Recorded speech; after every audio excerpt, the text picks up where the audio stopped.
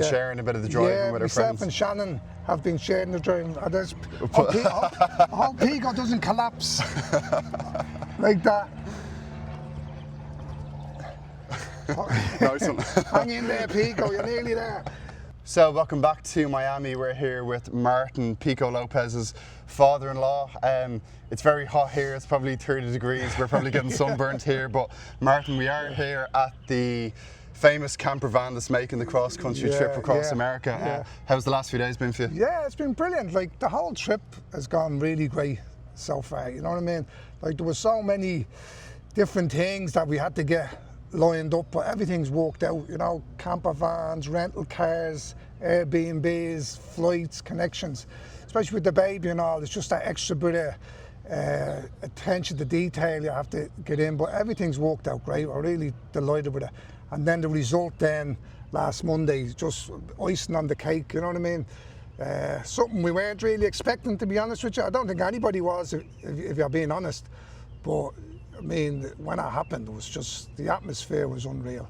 I mean, it's made the whole trip. I mean, if nothing else happens on this, that day, you know, you'll always remember that. That made the whole trip, you know. Did it feel a bit surreal? It did.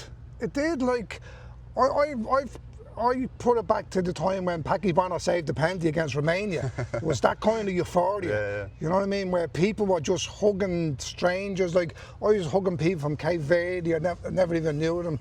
I was singing Cape Verdean songs, chants. I don't know what they were saying or that, and I was just singing along. Everyone was out just jumping around the place. It was unbelievable, you know. And we went to the first camper van and we put the Pico flag up, and straight away these people come over to us. Cape Verde, there was 3 camper vans full of Cape Verdes in the last camper park in Orlando. And then we drove in here and we seen this big party going on, and who was it?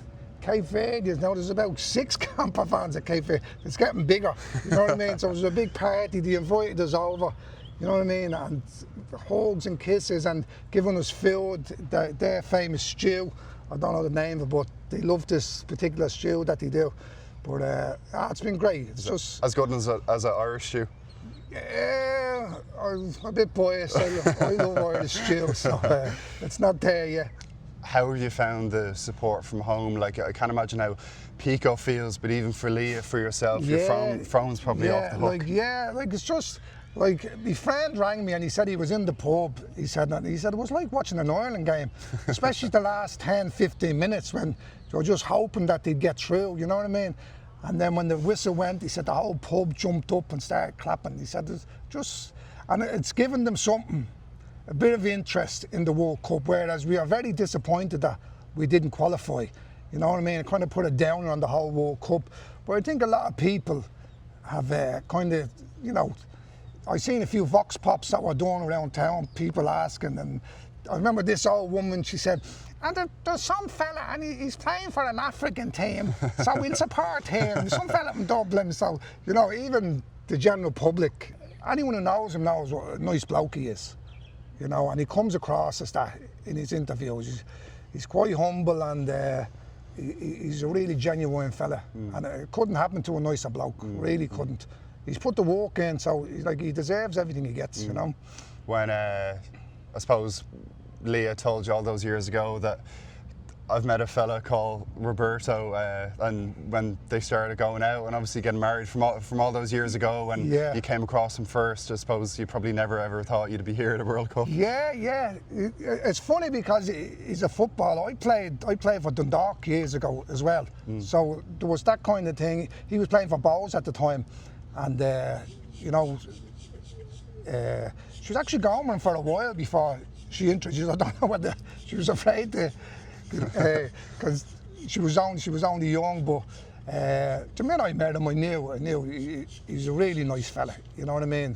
Fingers crossed. They do get a knockout spot. Will you be able to stay on, or will you be checking in the camper van? I have to ring the bank manager and my boss or something. That somebody's going to have to help you out here. yeah. But we'll see what happens. I might have enough of America by then. This heat is I know, we're getting spurts of crisp here. Unless it cools down, I don't care if you get to the final, I'm not staying here.